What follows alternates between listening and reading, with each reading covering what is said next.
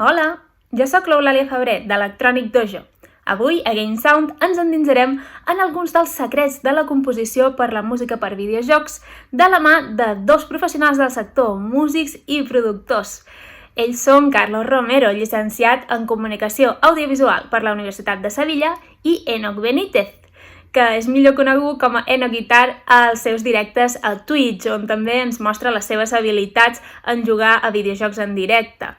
Carlos i Enoch junts sumen més de 3 dècades de feina en àmbits de producció musical que abarquen des de l'activitat sobre l'escenari fins a tasques docents. A partir de la seva formació, l'aprenentatge i la feina al sector dels videojocs ens donaran alguns consells per iniciar-nos en el món de la composició al sector. Si no era una professió que coneguéssiu o si esteu interessats en la composició per a aquest mitjà audiovisual o senzillament en voleu saber més, no us ho perdeu, que comencem!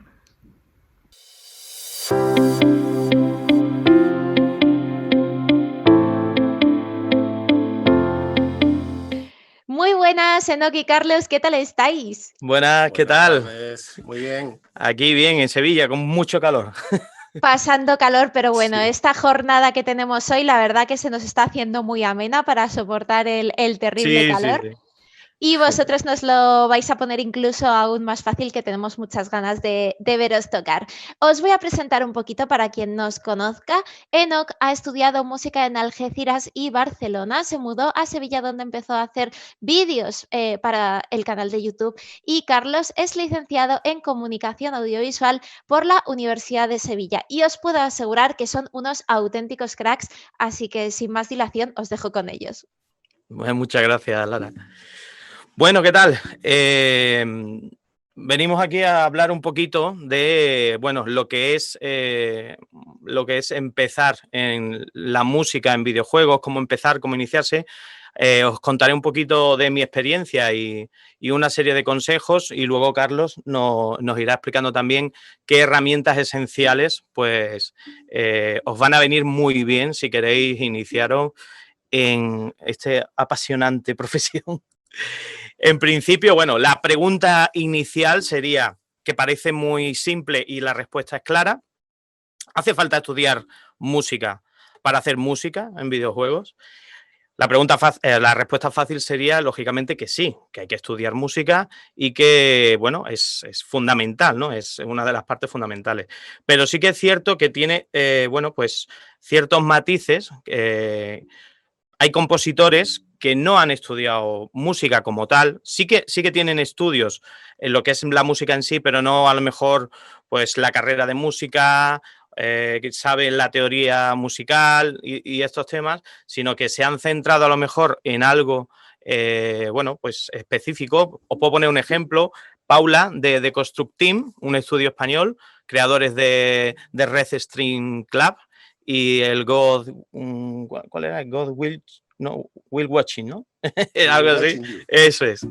Ella, por ejemplo, no ha estudiado música como tal, pero sí que es cierto que le ha gustado mucho el tema sintetizadores siempre, y al final ha centrado su trabajo en algo que controla y sabe manejar, ¿vale? Con esto no os estoy desanimando ni mucho menos a estudiar música, es fundamental, y además la manera de que al final vuestras composiciones lleguen a tener una complejidad armónica y demás pasa por mucha teoría musical, muchos años, pero no es un requisito como tal. O sea, si os queréis introducir, podéis hacerlo con una serie de herramientas que Carlos ahora nos explicará también, y es algo que animo a, si a alguien le gusta, es un mundo apasionante, ¿vale? Porque cuando compones un tema, compones una canción, lo tienes en tu cabeza, quieres hacerlo de una manera en concreto, la sacas y fuera.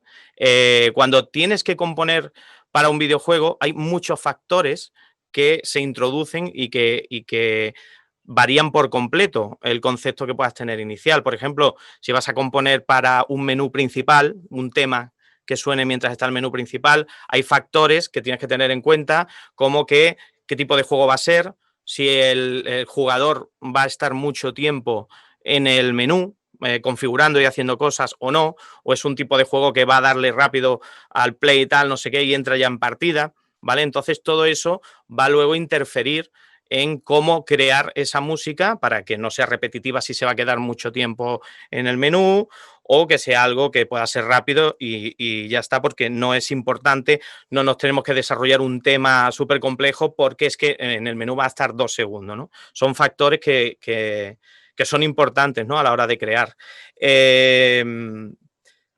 Si queréis empezar en esto, como digo, la base es decir, bueno, vale, sé ya música o uso un programa en el que puedo pues hacer producciones musicales y me gustaría introducirme en el mundillo. Teniendo eso, lo primero y más habitual, ¿qué sería? Bueno, pues tener un portfolio que poder mostrar a los estudios a la hora de, bueno, de promocionarte y de que escuchen un poco lo que haces para ver si les puede interesar. Consejos que doy con respecto al tema del portfolio.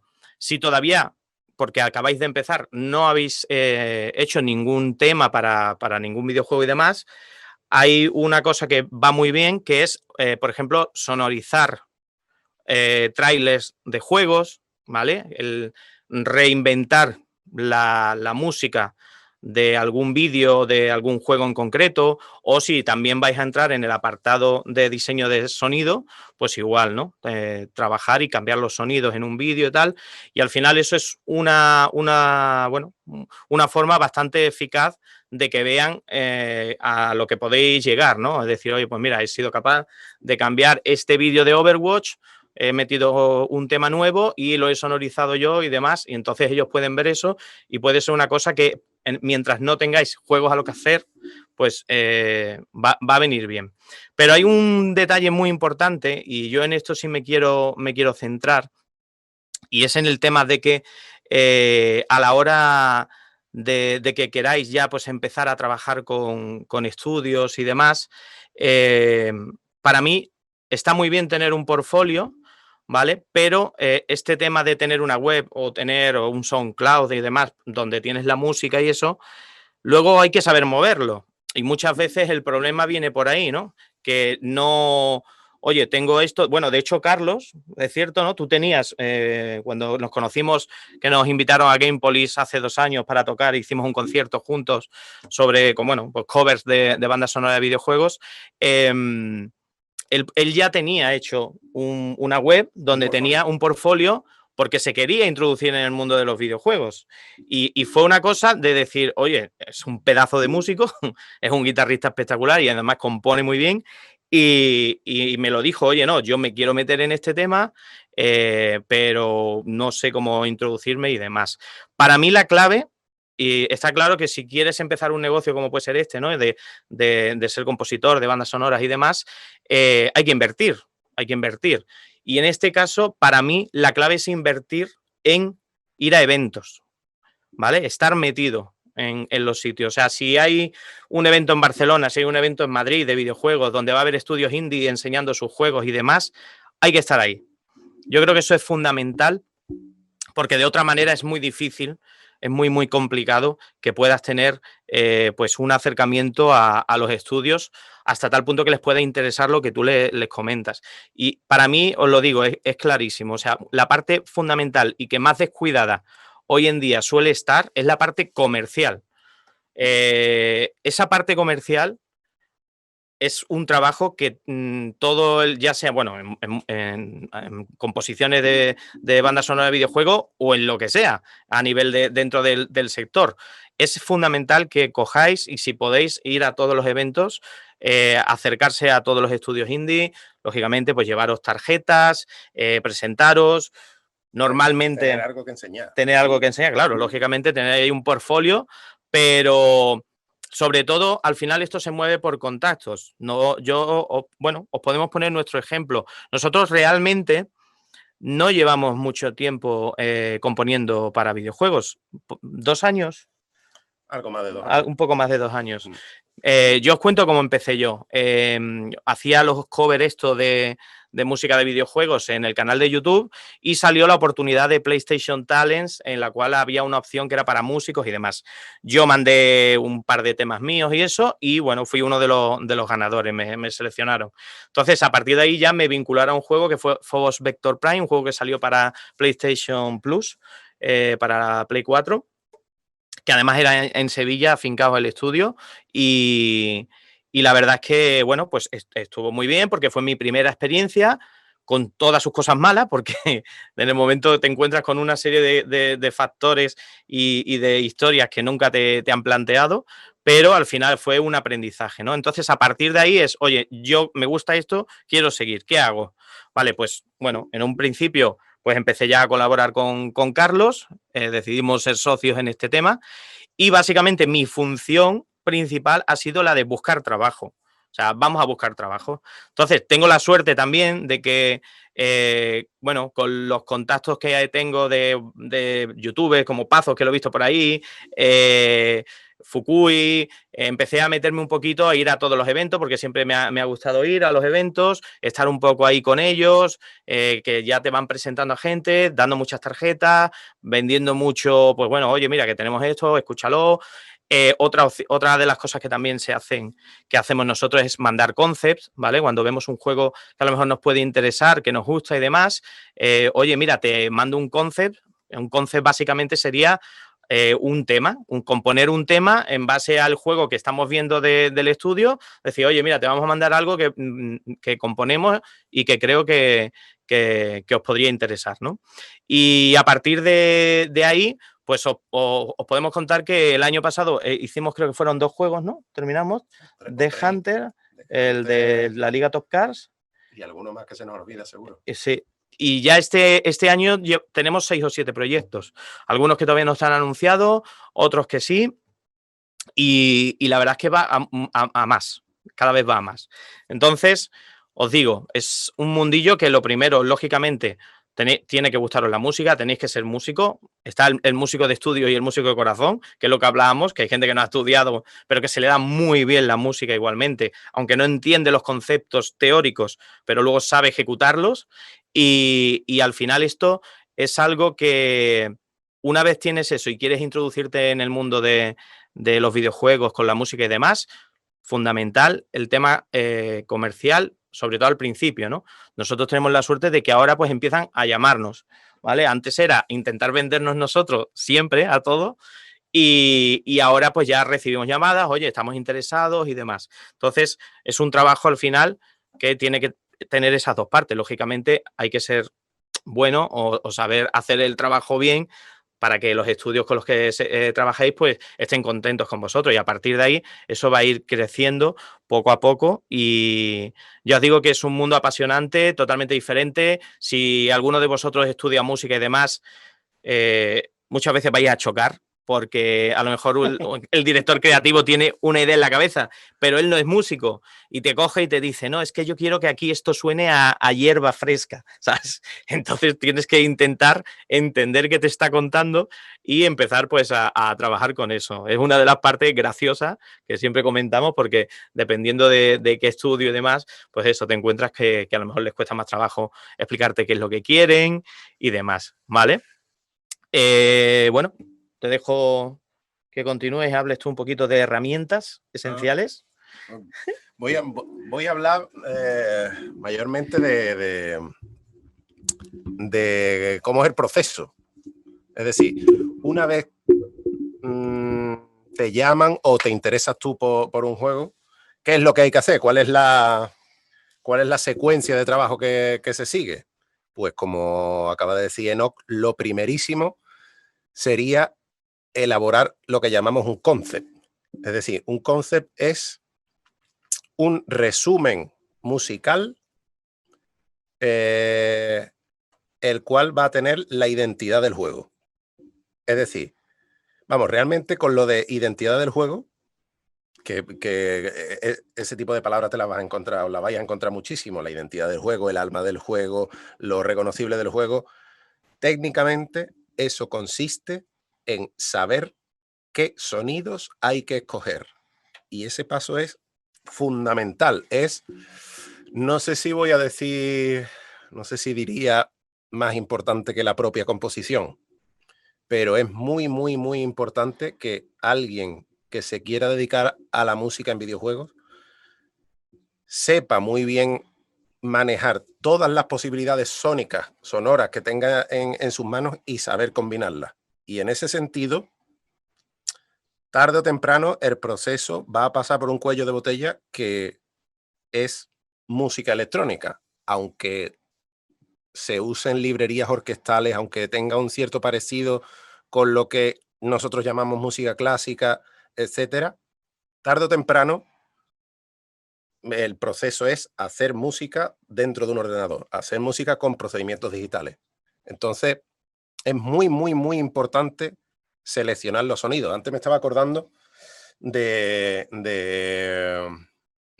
una entrevista que le leí al compositor de Ori and the Blind Forest, un tipo llamado Gareth Cocker, que decía en un videojuego de realidad virtual chulísimo, que no me acuerdo cómo se llama, la música era suya, que se llevó un mes de trabajo previo seleccionando únicamente sonidos.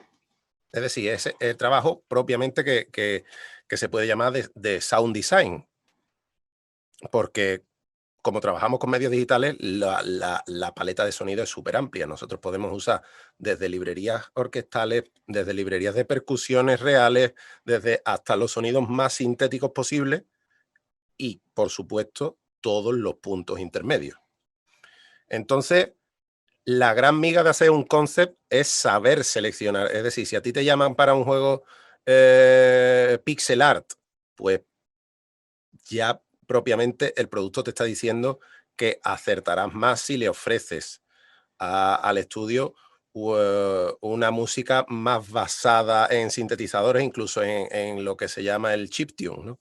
En los sonidos de las consolas retro. Si te pasan un juego que sea con gráficos más AAA y que sea épico y demás, pues muy probablemente acertaremos si hacemos una música tipo banda sonora de tráiler o banda sonora cinematográfica o ese tipo de cosas. Y así con todos los géneros. Está claro que cuando nos llaman, una herramienta indispensable es pedir referencias al estudio que te llama. Muchas veces te dicen, mira, es que quiero que se parezca a esto, a esto, a esto, a esto. Y entonces tienes fuentes de las que tomar elementos y conjugarlo en tu nueva música. Pero claro, hay veces que los estudios no te dan referencias, entonces tienes que tirar un poco de instinto. Y con esto lo que quería decir es que probablemente las personas que hayan estudiado música, los que quieran meterse en este mundo desde el mundo de la música, tengan que ponerse al día con cómo hacer música mediante MIDI, cómo hacer música mediante ordenadores, porque tarde o temprano, repito, el proceso se convierte en hacer música electrónica. Y yendo un poco, claro, queríamos hacer un stream poniendo música, pero por cuestiones técnicas no lo vamos a poder hacer. Cuestiones de entradas y salidas. Que no quieren. Que no quieren funcionar. Queríamos haceros un poco ejemplificar con música cómo se llevaría a cabo por partes una música estándar. Realmente lo que voy a contar sirve para todas las músicas y para todos los tipos de banda sonora, quiero decir. Tanto como retro, como épicas, como de misterio, como etcétera. Por lo menos el proceso de trabajo que seguimos nosotros es pensarlo realmente como lo pensaría una mentalidad que viene del pop rock y no de la música clásica. Lo primero, por supuesto, es componer una melodía con su armonía y se reduce, o sea, y lo reducimos a una línea de piano que tenga la melodía y la armonía en la línea de abajo. Y a partir de ahí empieza todo el proceso de sound design, porque realmente la composición se puede, o sea, la composición a veces es un mensaje de voz de Enoch que me lo manda por el WhatsApp tarareándome una melodía con los acordes de la guitarra. Y eso, días después, está convertido en una banda sonora. Es decir, la composición es un proceso que se puede reducir al mínimo, pero a partir de ahí se realiza un proceso de sound design. Se realiza un proceso de sound design empezando por, vamos, yo personalmente, mi modelo de trabajo es empezar con una vez que tengo fijada, o sea, la reducción a piano, lo que hago es introducir y preocuparme por la base rítmica. Sobre todo si la base rítmica va a ser acusada. Si necesitamos una música más suave, quizás no le preste tanta atención. Pero la base rítmica es muy importante porque va a establecer cuál es el punto más alto de volumen de toda la música. Y desde ahí, estableciendo un techo, vamos a trabajar siempre por debajo. Entonces, la base rítmica en ese aspecto es muy importante. Sabemos que hay muchísimos tipos de instrumentos rítmicos.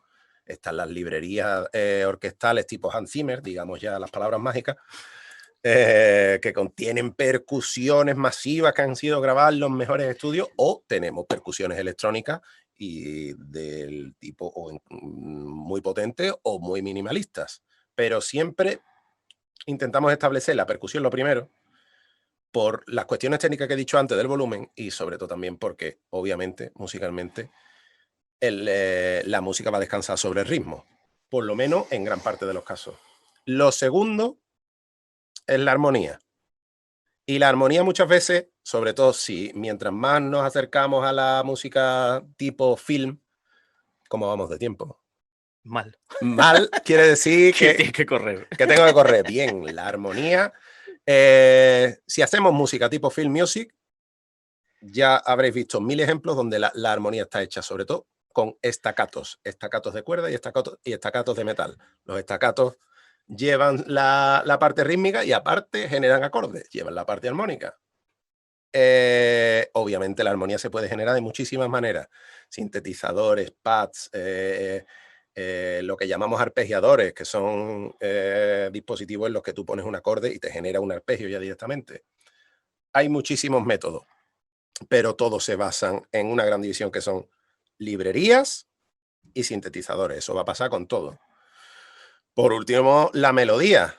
La melodía ya la sabemos desde el principio porque tenemos la composición hecha de antes, pero no la trabajamos hasta el final porque generalmente a mí me gusta que sean pocos los instrumentos que lleven la melodía y así poder hacerlos muy protagonistas. Es decir, con los dos pasos anteriores se trabaja mucho con las capas, la percusión, una capa de bombo, otra capa de bombo secundario, otra capa de shakers, otra capa de caja, otra capa de lo que sea. Es muy multicapa. Y la armonía también.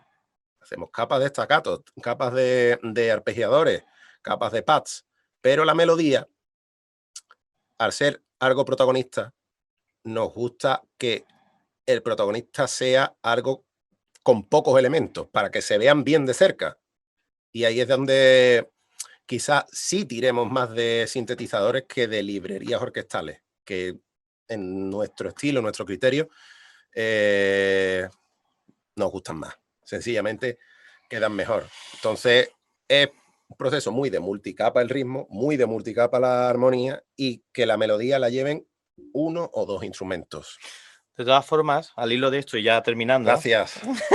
Y ya cortando, ya para terminar, respecto a lo que se comenta, respecto a lo que ha comentado Carlos, también después depende muchísimo de lo que vayáis a componer. O sea, Santa Olalla se ha hecho la banda sonora de la vida con esto.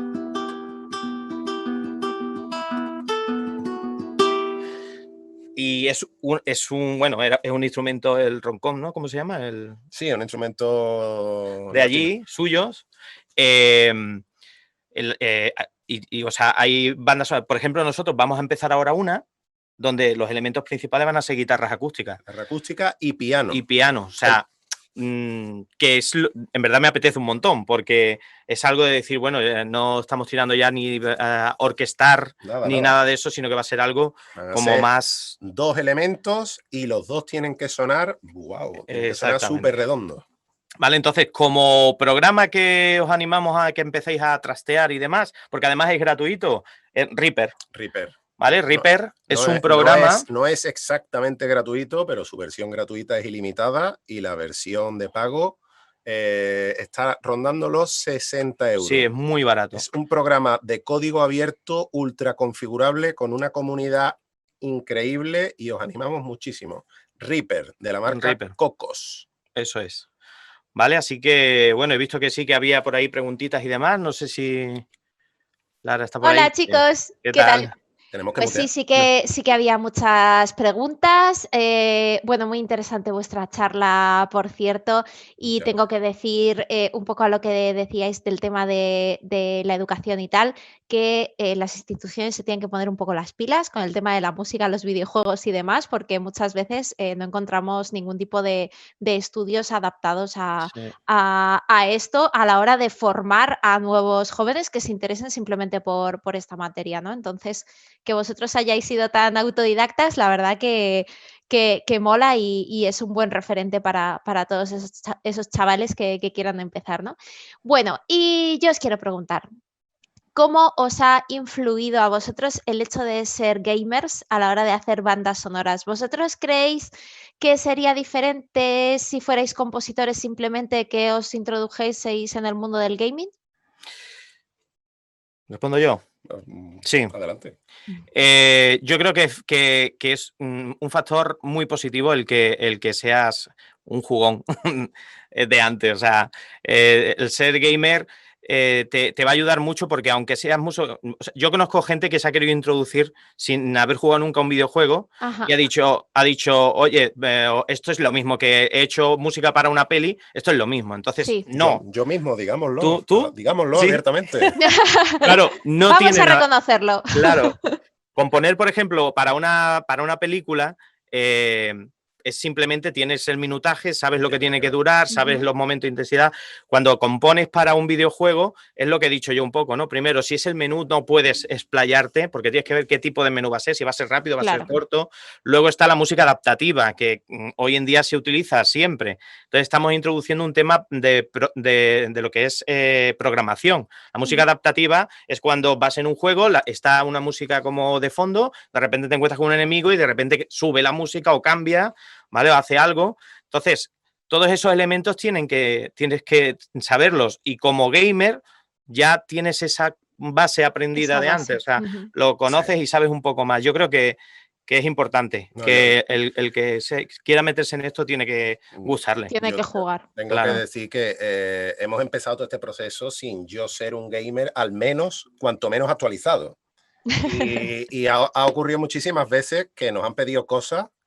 He querido tomar decisiones por mi cuenta y Enoch me ha dicho, no, escúchame, esto va a ser, este es un tipo de juego así, este va a ser para este menú, no sé cuánto, hazme caso. Y yo no veía nada de lo que él me decía, pero una vez que veía el resultado, decía, coño, es que tenía razón, tenía que haberle hecho caso antes. Claro, es que al final es un background que tienes Es ahí muy que importante, también muy te sirve importante. de referente, ¿no? A la hora de Sí. crear. Bueno, y tengo otra preguntita más. A la hora de poner audio a un juego, ¿es mejor empezar por la música, por los efectos de sonido o es indiferente? Depende del juego. Depende del juego. Hay juegos que tienen un protagonismo de los efectos de sonido brutal. Hace poco me terminé el Hellblade, que Maravilloso. como grandísimo exponente de hasta qué punto los efectos de sonido son protagonistas. Y entonces, hay efectos musicales, incluso, ¿no? No podemos hablar, no sé si podemos hablar de música en ese juego. Vamos, sí podemos hablar, pero la música es meramente efectista, pero claro, hay un protagonismo brutal de los efectos. Ese es otro gran mundo al que uno tiene contacto cuando empieza con esto. El mundo de los efectos sonoros es magnífico, súper creativo y tiene una dimensión que va más allá de lo que a priori muchos músicos pensamos. Sí, estamos trabajando con Arturo Monedero en su juego The Longest Road on Earth, haciendo el sonido. Ese es un ejemplo de un juego que la música tiene que estar antes, porque además la música es protagonista absoluto del juego. Digamos que es casi una experiencia interactiva de escuchar un disco, ¿vale? Entonces, claro, el sonido ahí no queda más remedio de que tiene que estar, o sea, se tiene que hacer después. Cuando ya está todo, ya cada capítulo que tenemos que trabajar ya está totalmente terminado. ¿Para qué? Para que a la hora de nosotros de meter los sonidos no podemos molestar. Si está sonando la canción, aunque sea una ciudad con mucho jaleo, tenemos que poner elementos muy básicos y además intentar que estén en la misma tonalidad de la canción para que no resalten y demás. Entonces, depende de cada juego, se puede hacer de una manera o de otra. Vale, ya la última preguntita y os dejo, aunque os tengo que decir que me he quedado con ganas de escucharos, ¿eh? Esto lo tenemos que dejar para otro día, lo tenemos que hacer, ¿eh? La segunda sesión. La segunda sesión, eso es. Bueno, y mi última pregunta es si es muy distinto, no sé si es vuestro caso, si habéis hecho bandas sonoras para plataformas como móviles o realidad virtual, si la concepción es muy diferente. Entre móvil y PC o consola y demás, sí. O sea, en el concepto de que, por ejemplo, con móviles, que por ejemplo hemos hecho la Liga Top Cars, que es el juego de cartas de fútbol y demás. Sí. Claro, la idea es, pues vamos a hacer una música chula y tal, pero claro, luego hay que tener en cuenta el tipo de altavoz que tiene un móvil, qué frecuencias no podemos reventar. Que se va a escuchar, que va a sonar en mono. Que va a sonar en mono, no en estéreo, que además normalmente los jugadores ni siquiera le ponen sonido en los juegos de móviles. El jugador de móvil es un jugador que no suele tener puesta la música, quita. Yo sí diría que en el caso de los juegos de móviles, los efectos sonoros sí son muchísimo más protagonistas que la música. Que la música siempre, sí. Porque es que la gente va a jugar en el autobús, va a jugar en el tren o va a jugar donde sea, pero no suele echar cuenta de la música porque normalmente le quitan el sonido. Vamos, yo tengo juegos en el móvil y les quito el sonido. Y los efectos sonoros tienen una función con mucho protagonismo en la experiencia porque suponen gratificación, suponen recompensa, suponen derrota y es... Normalmente en un juego de móvil va mucho a eso, ¿no? Y tiene que ser sonido. Ahí Nintendo son unos cracks. Te pones un Animal Crossing y nada más escuchando todos los soniditos te dan placer. Pues en los móviles pues tienes que trabajar un poco con ese concepto. Entonces sí que es cierto que dependiendo de la plataforma, a ver, entre consolas, PC, no. Pero sí, por ejemplo, con móviles sí, se nota ahí hay que trabajar diferente. Claro, es muy distinto.